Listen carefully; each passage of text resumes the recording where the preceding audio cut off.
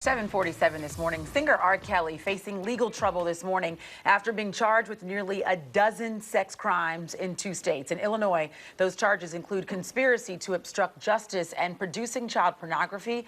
He is also accused of aggravated criminal abuse and sexual exploitation of a child in the indictment. In New York, a federal grand jury indicted the singer on 5 counts, including racketeering and violating the Mann Act, which prohibits the transportation of individuals across state lines for prostitution or any other illegal sexual activity. While Kelly has yet to comment on these federal charges, his lawyer said in a brief statement, in part, the conduct alleged appears to largely be the same as the conduct previously alleged against Mr. Kelly in his current state indictment and his former state charges that he was acquitted of. Here to break down what this all means and what happens next is attorney Joseph Marone. Thank you so much for coming in. Thank you. So we're talking 3 different cases right now. That's right.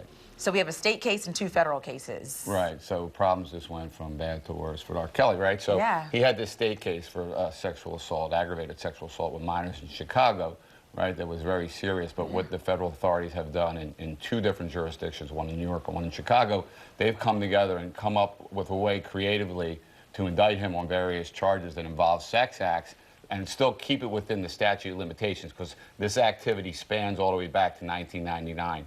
And that has always been a problem in a lot of these cases. So what we do is we have 2 cases here. We have the Chicago case, which basically deals with obstruction of justice, child pornography. It's basically him and some of his team members, his business manager, either trying to buy back videotapes or paying off witnesses from the case he won. Remember, he was acquitted. He was arrested in 02, 08, he went to trial, right? And he beat that case. Right. But there was issues about the witness didn't show up and why that happened. Videotapes got missing. So that federal case in Chicago talks about that activity. The case in New York is an interesting case because they basically indicted him under racketeering, saying that R. Kelly was an enterprise that exploited sexual activity by taking minors across state lines for sexual activity.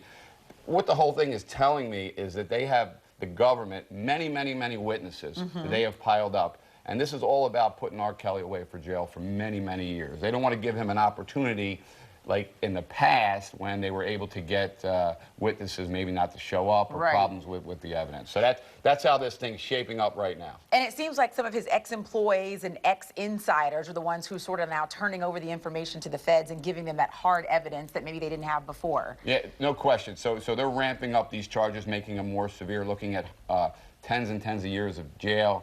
So some of his cohorts, some of his people, some of his entourage now feel the pressure themselves, and they have to make a decision. Listen, am I going to stand by R. Kelly, or am I going to go and save myself so I don't have to go to jail? And the more witnesses that they can pile up, because the big issue here is the credibility of the witnesses and how many witnesses they have. The more they have, the more difficult it's going to be for R. Kelly really to overcome this, and that's where this thing's really going. Now, he's in jail now, Joseph. Do you see him getting out, or do you see him staying behind bars until he has to deal with... You know, that is interesting. So he has a state case, and, you know, he has lots of resources, at least at this time, but he's been indicted federally in 2 jurisdictions. So he went before a federal magistrate in Chicago yesterday. He's going to go back on Tuesday. When he goes back Tuesday, they're going to make a decision whether to give him bail and let him go to New York and turn himself in and do the same thing all over again, or cut him loose. And they say to themselves, is he a risk of flight? Is he going to show up? Well, he's been to all his court cases, so there's a high likelihood, even though he has the ability to leave the country. Then the other thing is he a threat to others, meaning more importantly, witnesses.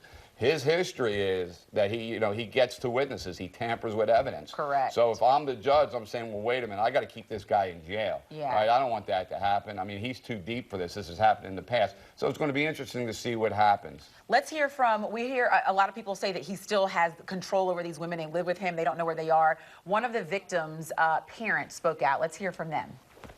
Where is she at? Answer that question. Miss, I know nothing. You don't know nothing. You going to ask my question? I'm going to let you answer. Okay, but you got to be quiet and let me talk. Answer it. First of all, your daughter, I have nothing to do with your daughter. Whew.